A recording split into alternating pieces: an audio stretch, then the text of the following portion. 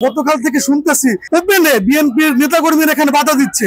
আসবে সড়ক ও জনপথ, সহজ আসবে, কোন রাজনৈতিক দল এখানে আসতে পারে না। আপনারা জানেন যে বাদাল ফ্রেন্ডস ক্লাবের উদ্যোগে যাত্রী ছাউনি দিচ্ছে এখানে, এবং এখানে ফুটপাত ছিল, বিভিন্ন নোংরা ছিল জায়গাটা। এই যাত্রী ছাউনি নিঃসন্দেহে একটা ভালো কাজ, এবং যদি কেউ বাধা প্রদান করতে আসে এখানে, আসবে সড়ক ও জনপথ, সহজ আসবে, কোন রাজনৈতিক দল এখানে আসতে পারে না এখানে। যদি কোনো এবং যদি সড়ক ও জনপথ বাধাও দেয় আমাদের কাছে আমাদের আবেদন থাকবে তাদের কাছে যে আপনারা আমাদের জন্য একটা যাত্রী ছাউনি করে দেন, এটা এখানে আমাদের দরকার। কিন্তু আমরা গতকাল থেকে শুনতেছি যে কালকের ওপেনে বিএনপির নেতাকর্মীরা এখানে বাধা দিচ্ছে। তো আমরা 24 পরবর্তী কোনোভাবেই আমরা চাই না যে কোনো দল আগের ফ্যাসিস্টের মতো আচরণ করুক,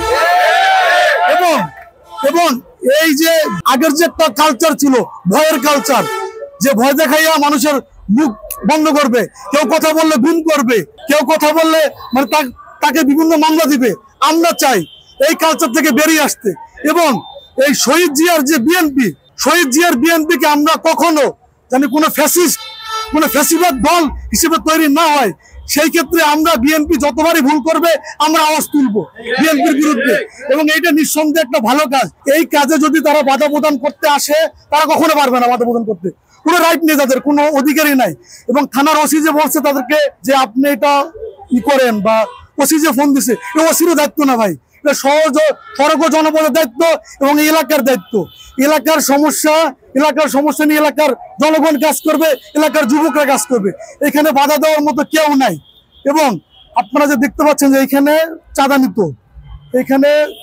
নিত, অটোরিকশা থেকে চাঁদা নিত, হ্যাঁ, দোকানপাট বসাইতো, এবং এই রোডটা থেকে হাজার হাজার স্টুডেন্ট চলাচল করে। আপনারা জানেন যে এই স্টুডেন্টের বিশ্রামের জন্য একটা যাত্রী ছাউনি দরকার, শুধু এখানে না, এখানে আরেকটি বিজেট আছে, বাইবেল আছে, বিভিন্ন জায়গায় যাত্রী ছাউনি দরকার। কিন্তু আমার প্রশ্ন হলো যে কোনো এলাকার যুবকরা, সমাজের ভালো মানুষরা যখন কোনো ভালো কাজের উদ্যোগ নেয়, সেটাকে রাজনৈতিক দল থেকে যখন বাধা প্রদান করতে আসে, এটা আমাদের ভাবায়, এটা আমাকে আবার উদ্বেগের বিষয়, এবং এই ব্যাপারটা পুরাই ফ্যাসিবাদের লক্ষণ আমরা দেখতেছি।